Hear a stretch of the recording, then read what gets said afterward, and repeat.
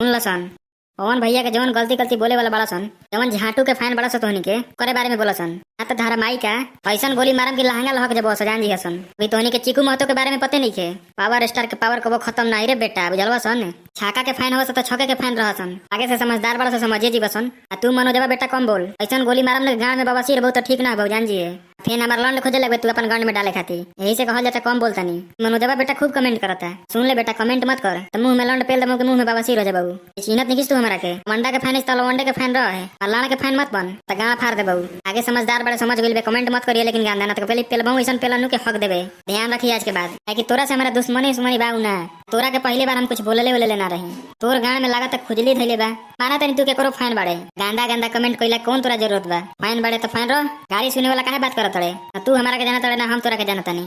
तू हमारा के बेटा बोला तड़े बताओ अब तू हमारे साथ रहीस। अब गलती मत कर एक कमेंट मत करिए एको गंदा तो समझ जी है। ना तो पहले तोरे पे एपिसोड बनबो जान जी है। ठीक है भाई लोग बड़ा कमेंट करत रहे मनोजवा हमारे सार। आज के बाद ना करी समझ गई हुई। ठीक है मनोज बेटा आज के बाद मत करिए कमेंट। ठीक बा मिलत नहीं अगला वीडियो में। वीडियो खूब बढ़िया से देखिए लाइक करिए तू। ठीक बा नु। ठीक बा तो मिलत नहीं अगला वीडियो में।